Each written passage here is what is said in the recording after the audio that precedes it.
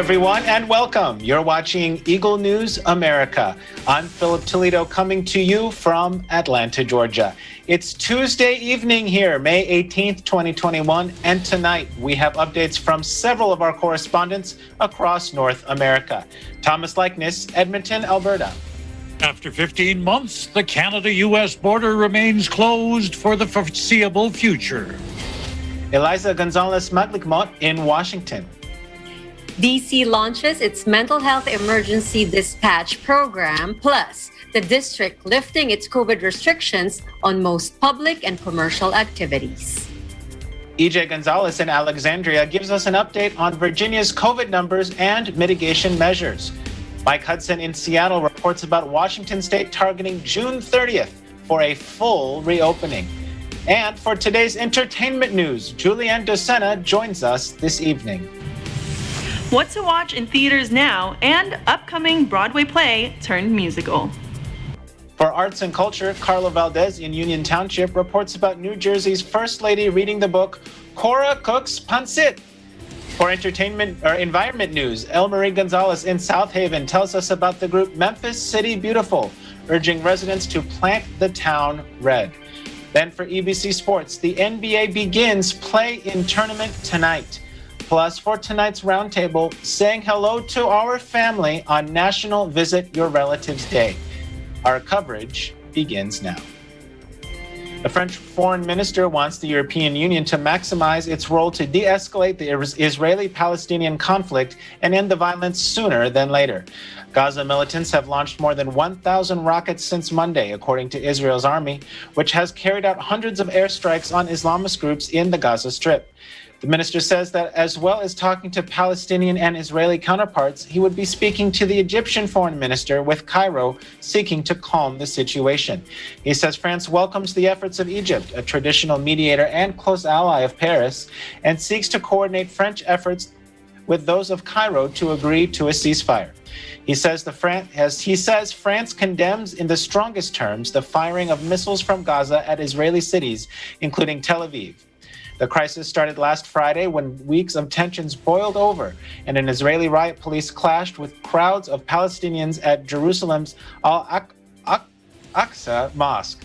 The unrest has been driven by anger over the looming evictions of Palestinian families from the Jerusalem neighborhood of Sheikh Jarrah. Meanwhile, according to its spokesman, Jens Larky, the UN's Office for Humanitarian Affairs welcomes the Israeli decision to open the Kerem Shalom crossing to allow aid into Gaza and urges the opening of a second location to let in humanitarian workers. We very much welcome the Israeli authorities' opening of Kerem Shalom crossing for essential humanitarian supplies 9 days into the crisis. It is critical that the Erez crossing is also opening for the entry and exit of critical humanitarian staff. In days to come, humanitarian access into and out of Gaza for staff and goods must be sustained and appropriate measures taken to continue movements within Gaza. World Health Organization spokeswoman Margaret Harris mentions the damage these attacks have caused not only to roads and infrastructure, but more devastatingly to healthcare workers. We have recorded 91 attacks against healthcare in the OPT since the start of Ramadan, of which 70 occurred in the West Bank, including East Jerusalem, and 21 in the Gaza Strip. Jens has already outlined that in the Gaza Strip, 19 health facilities have been damaged, including destruction of the Hala al-Shawa primary healthcare clinic. In the West Bank, 41 health workers have been injured and 21 health vehicles damaged. The severe damage to the roads and infrastructure makes access to many of the hospitals very, very difficult.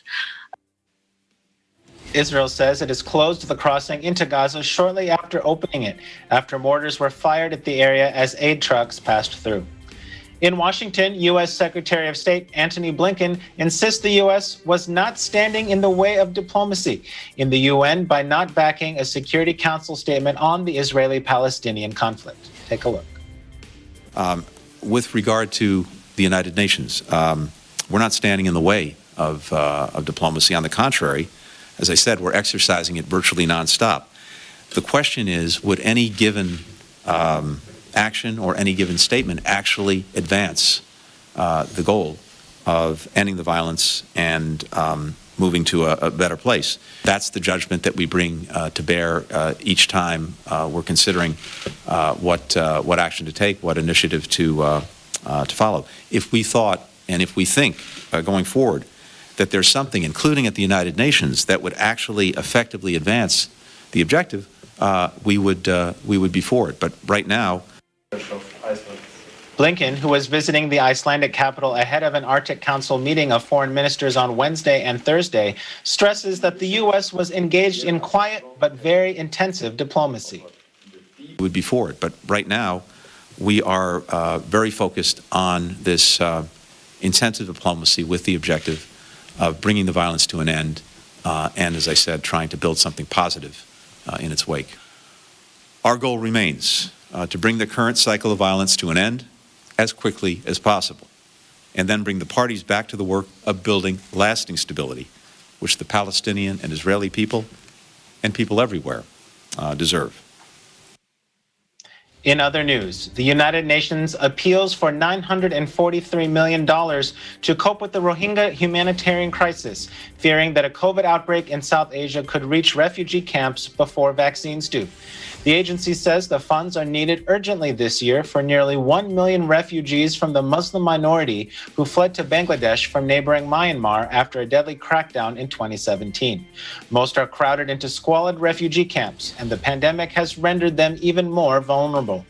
UN High Commissioner Filippo Grandi, ahead of the agency's refugee agency, says Bangladesh finds itself in a region particularly affected by COVID-19, and therefore the needs are even more urgent than in the past. At a donor conference, $206 million was raised in fresh contributions, taking the total raised for the crisis so far to $340 million. The annual Joint Response Plan brings together Bangladesh, 9 UN agencies, and more than 100 non-governmental organizations to raise funds. Besides Rohingya refugees, it seeks to meet the needs of 472,000 Bangladeshis in affected host communities. We launched this morning officially is the 4th joint response program in support of Bangladesh to manage the large Rohingya population that has taken refuge on its soil. As the minister recalled, but let me repeat it, we're talking about almost 900,000 Rohingya refugees. The appeal that we launched was for an amount of $943 million and was presented by 134 partners, including UN agencies, international NGOs, and a majority of Bangladeshi NGOs. Last year's response plan called for more than $1 billion, but ended up 40% short. This year's plan includes $247 million for food security, $135 million for health, and $112 million for shelter and non-food items. Thousands of migrants attempt to reach Spain's Ceuta enclave, where they are met by Spanish soldiers, Guardia Civil, and police officers. Spain steps up diplomatic pressure on Morocco as its prime minister flew into Ceuta, vowing to restore order in the North African enclave after a record 6,000 migrants reached its beaches from Morocco, inflaming tensions between Madrid and Rabat. The surge in arrivals comes after Rabat expressed anger last month over Spain's decision to admit the leader of the Polisario Front, Brahim Ghali, to the Spanish hospital to be treated for COVID-19. An Algeria-backed Polisario Front has long fought for Western Sahara's independence from Morocco. A desert region the size of Britain, it was a Spanish colony until 1975. In a strongly worded statement, Morocco's foreign ministry accuses Spain of admitting Ghali under a false identity without informing Rabat and warns of repercussions for ties between the countries. Back in Washington, Homeland Security has issued a new National Terrorism Advisory System, or NTAS, bulletin regarding the current heightened threat environment across the United States. Homeland Security Secretary Alejandro Mayorkas says the Homeland is facing threats that have evolved significantly and become increasingly complex and volatile in 2021.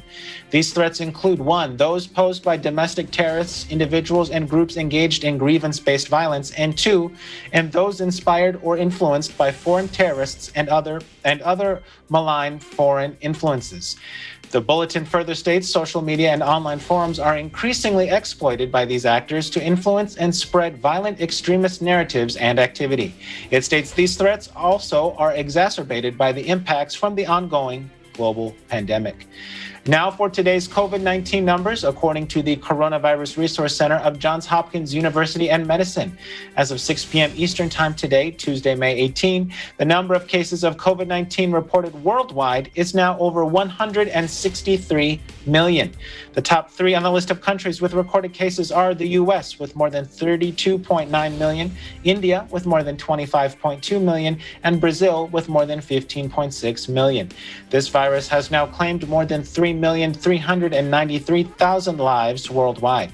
The countries with the 3 most number of COVID-19 related deaths are the U.S. with over 586,000, Brazil with over 436,000, and India with over 278,000. Now, total vaccine doses administered worldwide are now at 1,504,243,921. Up next, we'll have reports from Edmonton, Alberta, and Washington, D.C. Eagle News America continues. Stay with us.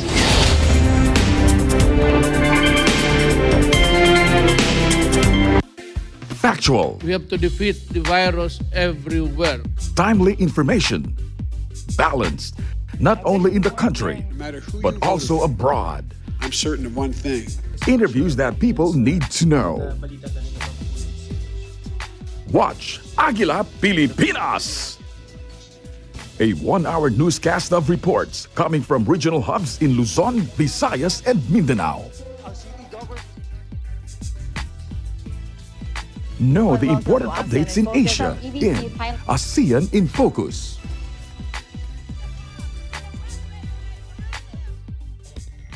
Track the latest stories in the provinces in Aguila Provincia.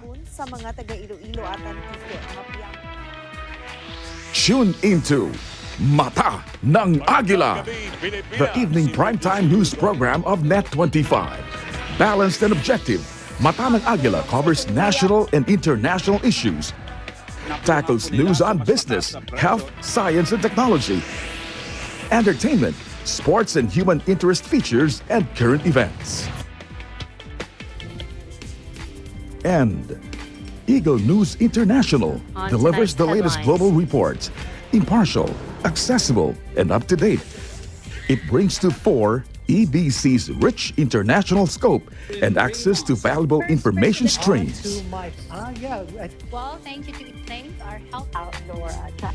Catch these programs on Net25. You can also watch our news programs through eaglenews.ph and Eagle News Facebook page and YouTube channel.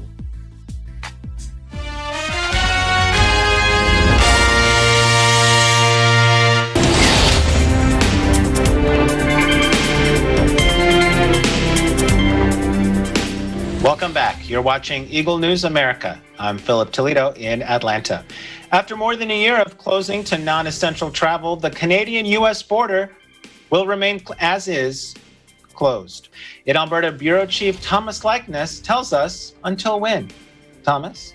Well, thanks, Philip. And your guess is as good as mine. I'm speculating maybe sometime in the fall, but we'll let the Prime Minister explain it a little later on in the report here. As you mentioned, the land borders between Canada and the U.S. have been closed for some time now. Non-essential traffic has been barred from crossing the border since March of last year. So it's been, about 15 months. And it's likely not going to change over the summer. The latest word from Prime Minister Justin Trudeau is, we're just not ready to put out the welcome mat for recreational travelers. We know that we are not yet out of this third wave. We know that there are still real concerns around transmission of the virus, but we will continue to work with our partners and hopefully get to a better place when the time is appropriate. So how will we know when that time will be appropriate? What are we waiting on, Mr. Prime Minister? We're all eager to get back to normal, but we know that before we get back to normal, cases need to be under control, and over 75% of people need to be vaccinated for us to start loosening things in Canada. And we'll see what framework we apply to ensure that we're keeping Canadians safe, even as we look to eventually changing the restrictions and the posture at the border. Bit of a word salad there, but the bottom line, recreational travelers will be allowed to cross by land into Canada when 3/4 of our population will have been vaccinated, and case counts will have to drop dramatically. Trudeau says his government's continuing talks with American officials about the issue. Since March of 2020, that closure has been extended monthly. The latest deadline for reopening is Friday, May the 21st. And that's going to be extended for another month. In a day or so, they'll make it official. If we stick to Trudeau's suggestion that 75% of the population has to be vaccinated, it will likely be fall at the earliest before non-essential traffic between the two countries can freely flow. In Edmonton, Canada, Thomas I. Likeness, Eagle News. We live in interesting times. Back to you, Philip. Thanks, Thomas. Now, I understand that there's some good news in Alberta's vaccination program. It seems that more people are open to being immunized. Is that accurate? Yeah, Philip, acceptance of the vaccine is trending in the right direction. I've been following these polls since the vaccine came out. And back in January, 45% of the people asked weren't sure whether they would agree to be vaccinated. Now, I heard in a news conference yesterday that number has dropped to about 17%. That's a drop of about 10% from the last month. So we're definitely headed in the right direction. There's still that hardcore group who believes there's something inherently evil about the pandemic and the vaccine, and I'm afraid those people will never be convinced. But the ones we want to reach are those who are sitting on the fence saying, well, maybe I just want to make sure it's safe. If we can reach them, we should be able to achieve herd immunity in Alberta. Interestingly enough, the pollsters tell us that when the COVID infection rates go up, when things get worse, like we're in the third wave right now, people are more interested in the vaccine. So I guess it's a case of perceived danger, and perhaps the third wave that we're suffering through right now served as a wake-up call for some. Philip? Absolutely, Thomas. And, speaking of the third wave, how is the battle against the third wave of the pandemic going there in Alberta? Well, Philip, in Alberta, for a second day in a row, we've had less than 1,000 cases reported, but our progress is slow. Even though the numbers are lower, what's disturbing is the positivity rate of the testing remains high. We're sitting at 11.4% right now. This time last year, we were under 2%. It's been at this level for several weeks. As well, we've got high hospitalization numbers and a record number of people in critical care. So the restrictions are going to have to remain in effect for a while. But, sadly, in Alberta, we've had a history of bringing in the restrictions too late and lifting them too early. Philip? Thanks, Thomas. Well, I hope that conditions there improve, especially, later on today, we're going to be talking about visiting our friends and our family. And I know that you're ready to get out there and visit as soon as it's safe. I'm sure want to. And some of those people we want to visit, they're down in the United States, actually in Washington State. Absolutely. Well, here's to hoping that the border opens soon, and we'll catch up with you here at the end of the show. Look forward to it, Philip. Take care. Thanks, Thomas. There is no doubt the impact that the COVID-19 pandemic has had on the physical health of millions of people. But the health crisis brought about by the coronavirus has also put a spotlight on the importance of dealing with mental health issues. In Washington, D.C., EBC's Eliza Gonzalez-Maglimot tells us how the district is taking another step to address mental health. Eliza? Thank you, Philip. Good Tuesday evening to you and a safe Wednesday morning to our viewers on the other side of the globe. Yes, that is right. Here in the District of Columbia, Mayor Muriel Bowser launches a program coinciding with Mental Health Awareness Month, which is observed in May. Mayor Bowser announces a new mental health emergency dispatch program. Now, the pilot program deals with how 911 calls are handled. Usually, 911 calls are automatically directed to a police dispatch. In this pilot program of DC, it will shift calls for emergency mental health services to a dispatch that specializes in dealing with mental health crises. Mayor Bowser says the sooner a person's need is identified, whether that is an ambulance, a doctor's appointment, or in this case, a visit from a behavioral health expert, the sooner they can be helped. She says that's what the Mental Health Emergency Dispatch Program is about, making sure Washingtonians get the help they need when they make that emergency call. Now, the pilot is a partnership between several offices of the DC local government and the Department of Behavioral Health, or DBH. Now, during the pilot, DBH's community response teams, or CRT, will serve as specialized rapid response units to be dispatched to mental health related 911 calls instead of automatically deploying police officers. The district is joining a growing number of cities across the country implementing similar systems. Office of Unified Communications, or OUC Interim Director Cleo Subido says OUC recognizes how critical it is to dispatch the most appropriate response to emergency incidents. The pilot program will launch in June.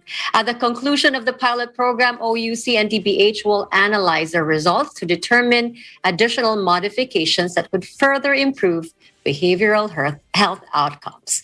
Now, for some weather update, it's currently 79 degrees Fahrenheit or 26 degrees Celsius in the nation's capital. In Washington, Eliza Gonzalez, Manglikmont, Eagle News. We live in interesting times. Back to you, Philip. Thanks, Eliza. Now, this sounds like a great program and very timely considering everything that's been going on here in the nation. Speaking of that, how is everything going in our nation's capital when it comes to the pandemic? Now, Philip, beginning Friday, May 21st at 5 a.m., restrictions on most public and commercial activity, including capacity limits, types of activities, and time restrictions, will be lifted. Now, on Friday, June 11, large sports and entertainment venues resumed to full normal operations. Now, yesterday, May 17, fully vaccinated people only need to wear masks or social distance in places where it is required. Now, for example, if a business posts a sign indicating that masks are required, then one must wear a mask to go in.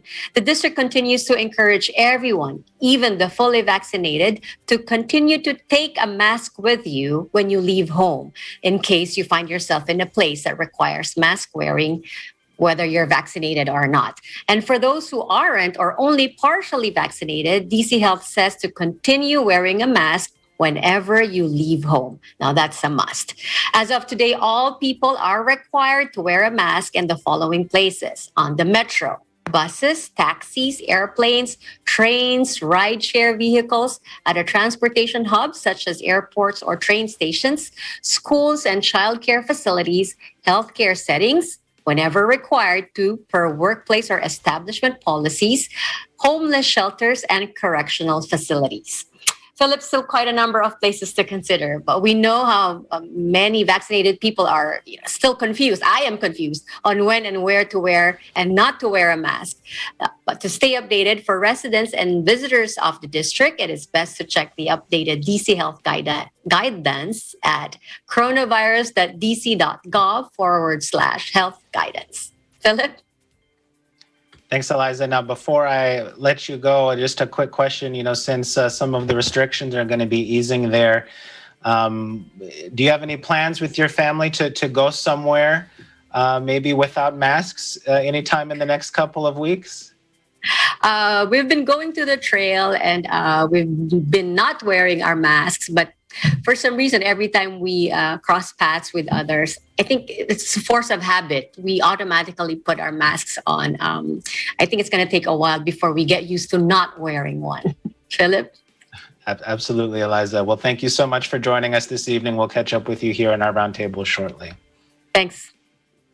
Now, still to come, we'll have updates from Virginia and Washington State, plus entertainment news and arts and culture.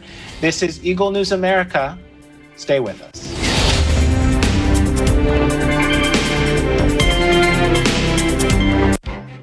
Events happen around us all the time, in our community, in our country, around the world. Events that affect people, move communities, or simply inspire us. Interesting events that people need to know. In these interesting times, we continue to be a competent partner in delivering news about these events. Fast, accurate, balanced. Eagle News, because we live in interesting times.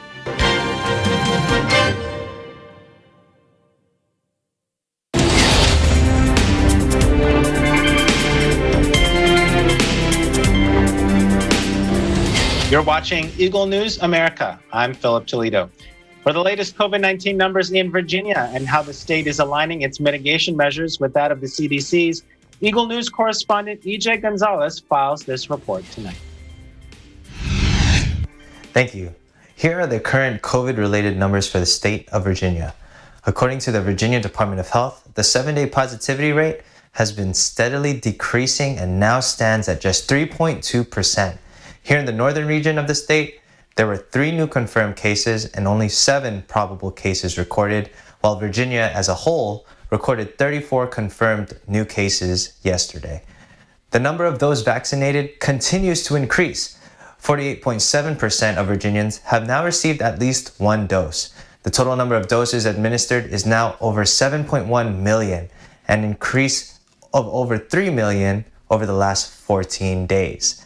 Over 3.2 million Virginia residents have now been fully vaccinated. That's equivalent to 38% of the state's population. Now, due to the continuous decrease in cases and the increase in vaccinations, Governor Ralph Northam has revised several mitigation measures to align with CDC's most recent guidance. Take a look. Hello. Yesterday, the Federal Centers for Disease Control and Prevention updated their mask guidance and said people who are fully vaccinated against COVID-19 no longer need to wear masks in most public settings, indoors or outside. This is a tremendous step forward. So in Virginia, we are lifting our universal mask mandate consistent with CDC guidance. This means if you're fully vaccinated, you do not need to wear a mask in most situations. Businesses may still choose to require masks in their establishments, and masks will still be required in schools. Here's some more good news. As you know, we are easing some mitigation measures tomorrow. Now we are able to move up the timeline to end them all thanks to the new CDC guidance, our strong vaccine numbers, and dramatically lowered case counts. 2 weeks from today, May the 28th, we will lift all of Virginia's mitigation restrictions on capacity and distancing in businesses and public spaces. Virginians have been doing the right thing, and we're seeing the results. 7 million shots have been given in Virginia, and 2/3 of Virginia adults have had a shot. The vaccines are clearly working, and they are saving lives. Our case counts are dropping to levels not seen since last summer. In these next 2 weeks, I strongly urge every eligible Virginian to get vaccinated if you haven't already, and get vaccinations for your children aged 12 and up. We have plenty of shots available. It will protect you better than anything else. It's very simple. It's either a shot or a mask. It's up to you. If you're not vaccinated yet, we strongly encourage you to wear a mask in public. If you haven't gotten your shot, there is no reason to wait. It will keep the people around you safer, especially children or people who cannot be vaccinated. It will keep our community safer. It will keep you safe and it's the right thing to do. Thanks so much. Now, new CDC guidelines state that those who are fully vaccinated can be without face coverings except on public transits, in healthcare facilities, and in large crowd settings. Anyone who's not fully vaccinated or vaccinated at all are still highly encouraged to wear their face coverings in all settings. In Alexandria, Virginia, EJ Gonzalez, Eagle News, we live in interesting times. Back to you. In Washington, Governor Jay Inslee looks to fully reopen the Evergreen State by the end of June. This and more from Eagle News correspondent Mike Hudson in Seattle. Thanks a lot. So June 30th marks the day that Governor Jay Inslee plans to do a full reopening for the state of Washington. Due to the low overall cases for COVID-19 and the consistent downward trend of all the numbers, the governor has found June 30th a suitable date to reopen all businesses back to full 100% capacity. On May 18th, the governor will push all of the counties in the state to phase 3, meaning that most businesses will be able to increase their capacity as well as loosen some restrictions on other industries. Here's a quick snippet from the governor on making the announcement of the reopening for the state. Restrictions will be removed, the ones that people are familiar with in restaurants and gyms and the like. We are very pleased to be able to announce this. We have more work to do, but this should give us a good path forward in reopening our state. When it comes to the mask mandate, those who are fully vaccinated will not be required to wear masks. However, starting June 30th, each business will have the choice to enforce this specific mask mandate as they increase their capacity to 100%. Obviously, this is going to have somewhat of a boost in the economy and bring the state some type of normalcy, and the state could even open sooner than June 30th if all the rules and regulations continue to be met by every resident in the state. As of right now, the state has 425,000 total cases and 5,682 deaths. Reported from Seattle, Washington, I'm Michael Hudson, Eagle News. We live in interesting times. Back to you.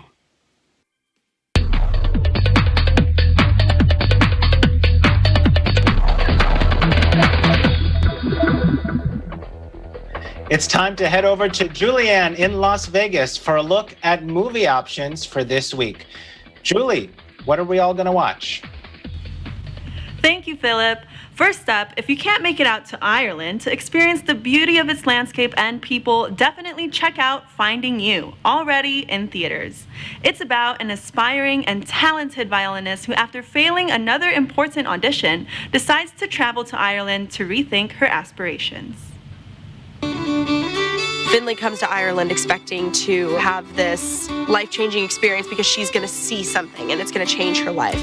But in reality, it's the people that she meets and they are not what she expected at all. Beckett is not the guy she pictured falling in love with. Beckett Rush is a world-famous movie star.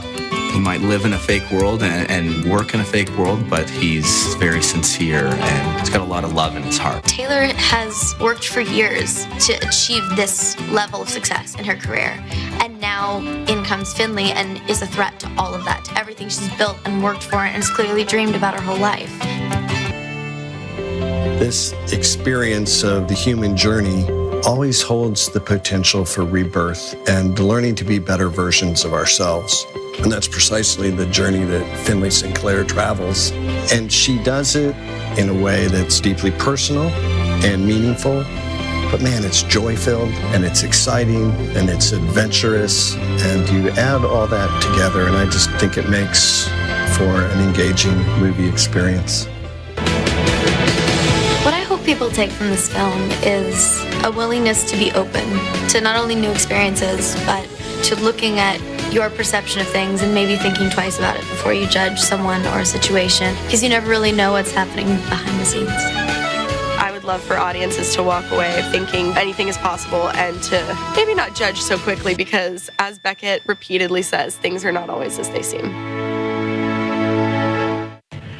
Uplifting and fun and different, it's a great choice for the whole family. If you don't have time for a movie this week, but can still use a little uplifting, check out the trailer for Dear Evan Hansen, just launched today by Universal Studios. Dear Evan Hansen, today is going to be an amazing day, and here's why. Originally a Broadway phenomenon, Tony, Grammy, and Emmy Award winner Ben Platt will return to his role as an anxious, isolated high school student, aching for belonging and understanding in the often cruel and chaotic life students face in the social media age. No one signed your cast. Now we can both pretend we have friends. I'm sorry about my brother. Have you ever felt forgotten in the middle of nowhere? I wish everything was different. I wish I was part of something. I wish that anything I said mattered. Have you ever felt like you could disappear? Dear Evan Hansen. Yeah, that's mine. I'll just take it. Wait, I need that back. You could fall, and no one would hear. The trailer does give so much information that you almost feel like you've seen the entire movie, but it also gives us a taste of the Grammy-winning music and acting we can expect to see. Most importantly, the trailer is inspiring. Connor showed me that I wasn't alone. Nobody is. So let that lonely feeling wash away. Maybe there's a reason to believe you'll be okay. I didn't know that you were hurting. 'Cause when you don't feel strong enough to stand, A lot of people feel like us. you can reach out your hand. People started sharing it. It's everywhere. I don't understand what happened. You did. You don't know how much you've given my family and me. You will be found. Let the sun come streaming in. It's your reach up and your rise again. If you only love. Were you ever actually friends with him? I never meant to make it such a mess. I was trying to help. If you knew who I am. Just how broken I am. I already know you. And I love you.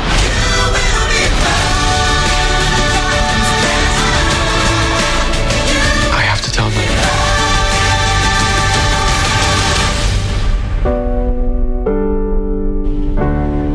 I have to warn you though, the more you watch the Dear Evan Hansen trailer, the harder it will be to wait for the film's debut in September.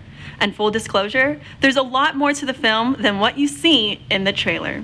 In Las Vegas, Julianne Docena, Eagle News, we live in interesting times. Back to you, Philip. Thanks, Julie. And you're right, I definitely can't wait to see that myself. You know, it's interesting that this was originally a Broadway show. Do you know if it'll be coming back to Broadway? The Broadway show is slated to come back in December of this year, and there will also actually be a U.S. tour starting in December. But unfortunately for us, I did not see a stop in Nevada nor Georgia. Well, here's to hoping we might get our chance. We'll see. Thanks so much for joining us tonight, Julianne.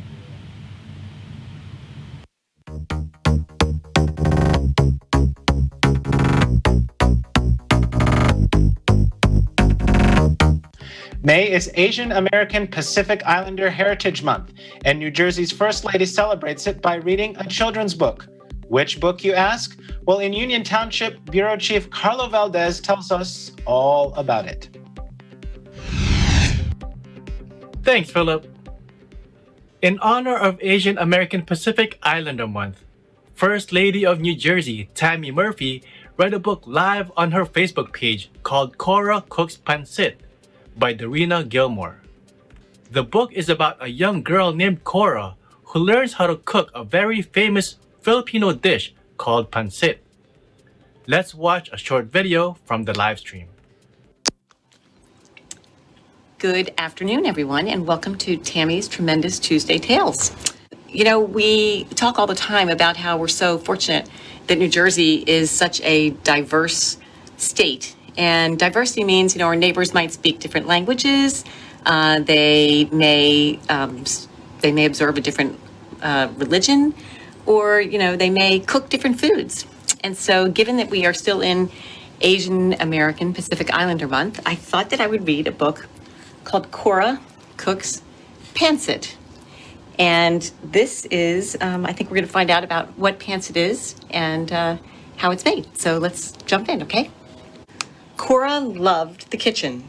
She loved to drink in the smells of Mama's Filipino dishes. Cora's older sisters and brother often helped with the cooking. They got the grown-up jobs, like shredding the chicken or mixing noodles in the pot. They sliced vegetables and rolled lumpia into tidy egg roll shapes. This apron belonged to Lolo, your grandpa, said Mama. He wore it when he first came to California. He was a cook for the Filipino farm workers who picked strawberries and grapes in the fields. Mama took out her huge pancit pan with the shiny copper outside and big handles. The pan was deep enough to hold all the ingredients. Cora danced on her tiptoes to see inside. Passing recipes down from the generations is a great way to learn about other people's traditions and their ways of life. And another great thing about New Jersey is we have so many different types of people who live here that we have access to all sorts of different types of food, which is fantastic. So never be afraid to try new food and to make friends. And usually when you're eating some new food, you can learn something about a culture. Now to watch the full clip, you can log into Facebook and search Tammy Murphy. And as for coronavirus stats and numbers, New Jersey reports of 578 new positive PCR tests, pushing the total to 883,825. Sadly, New Jersey is reporting 24 new confirmed deaths, pushing the total to 23,350 lives lost. In Union Township, New Jersey, Carlo Valdez, Eagle News, we live in interesting times. Back to you, Philip. Thanks, Carlo. Now up next, environment, EBC Sports, and today's roundtable about saying hello to family for National Visit Your Relatives Day. Eagle News America will return shortly. Stay with us.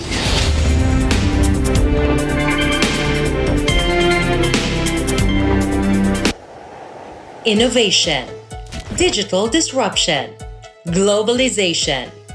Startups, micro, small, and medium enterprises, as well as large corporations, all face interesting challenges in the market today. Peek into the world of exciting opportunities and partnerships to drive growth with the latest business news and information. We are open for business. Your weekly dose of entrepreneurial inspiration to update you on the latest developments in the world of business. Get up close and personal with CEOs and thought leaders to help you discover valuable insights. Sharpen your instincts for smart decision-making with the latest markets and economic trends, disruptive ideas, global innovation, social entrepreneurship, and other leading-edge business ideas. Join the conversations to create a more vibrant environment for entrepreneurship. Catch Open for Business, from vision to action.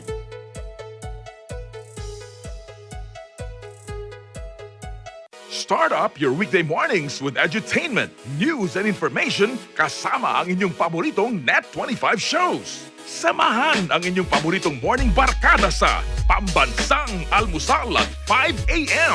Tatalakayin mga pangunahing balita sa pagtutulungan ng Radyo Agila at Net25.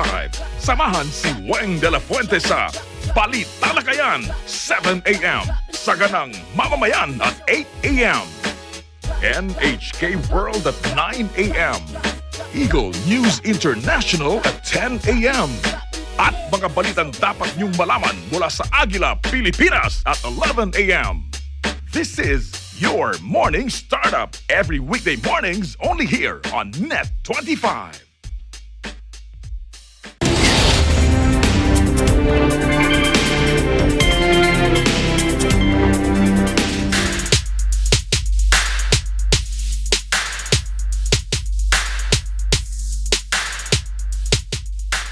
Let's head over to Memphis, Tennessee, and find out how a group there plans to beautify the city with the help of its residents. Eagle News correspondent Elmarie Gonzalez has the story. Thank you and hello from South Haven, Mississippi. Our story brings us today to the city of Memphis, Tennessee, where a local group, Memphis City Beautiful, is encouraging residents to plant the town red. In an effort to promote the beautification of communities, MCB has been giving away free flowers such as red zinnias and red petunias to be planted throughout the city. The group encourages families, neighbors, and even entire neighborhood associations to join the fun while fostering care for their environment. This free flower giveaway and planting program was launched by Memphis City Beautiful, a city government agency within the Department of Neighborhood Improvement, which was formed in 1930 and is the first and oldest beautification commission in the United States. For over 90 years, Memphis City Beautiful has been engaging residents to take greater responsibility for their environment by striving to improve community behavior by focusing on litter prevention, waste reduction, and beautification. The website memphiscitybeautiful.org also has resources for organizations that want to conduct neighborhood cleanups such as the tool bank, where supplies such as rakes, shovels, brooms, trash bags, and garden tools can be loaned out at no cost as long as the equipment are returned in good condition. Meanwhile, I hope you're staying safe and healthy and are taking time to enjoy the beauty of nature in your part of the country. In South Haven, Mississippi, I am Elmarie Gonzalez. Eagle News. We'll live in interesting times. Back to you in studio.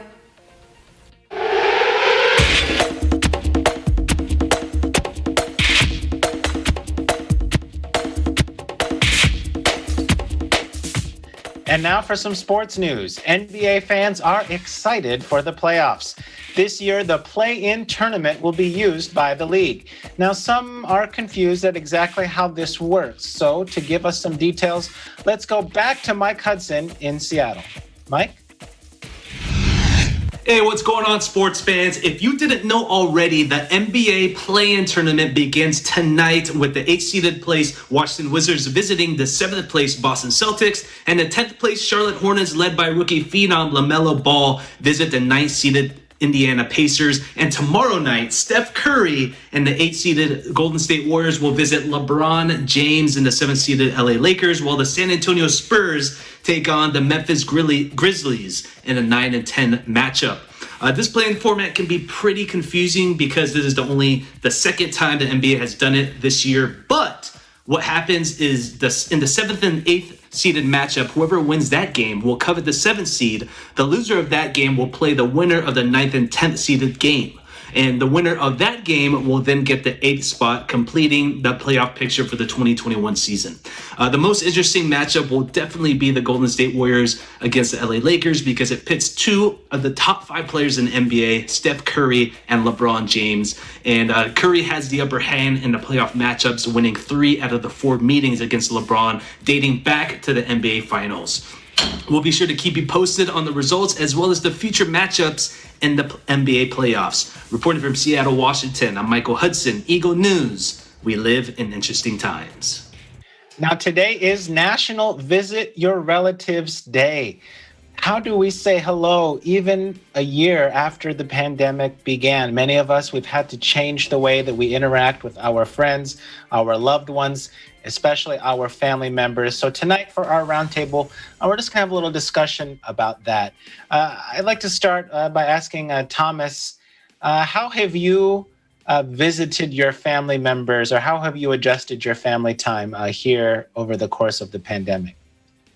In-person visits have been very limited because there's only my brother and my sister that live in Edmonton here, and we can't travel a lot to see anybody else. We've got relatives in the United States and relatives in the Philippines, and we used to regularly go to the Philippines up until I think our last trip there was just before the pandemic back in 2019. So now we're limited to phone calls and virtual visits, be it Zoom or any of the other video conferencing software. Thanks, Thomas. Eliza, how about you? How have you been able to interact or say hello to your relatives? Philip, even before the pandemic, I've been used to saying hello to them virtually. So connecting with them during the pandemic, virtually or online, it wasn't anything new to me. We're very used to it, to saying hello to each other, updating each other via video chat or FaceTime through that technology. No more phone calls, just all video chat. Right. That's what we're very dependent on the internet right now, aren't we? Julianne, how about you? Have you been able to stay in touch with relatives over the last several months? Yeah, I mean, I'm the type of person who loves to spend like quality in-person time with my relatives and all the people that I love. And so since we weren't really able to see everyone throughout the past year, the only way we really could connect is virtually. So we did everything online: birthday parties, anniversary celebrations, anything you think of that was worth even like celebrating or just saying good morning, good evening, good night. We pretty much were on FaceTime, group FaceTime, any version of virtual meetings that you could think of. We utilized all of it. So we were great patrons of the virtual connection world. Absolutely. So on that note, I'm just curious, I know for many of us, in a workplace setting or in a business setting, we're often in, meetings, whether, whichever, pick your favorite online platform, like we're doing now.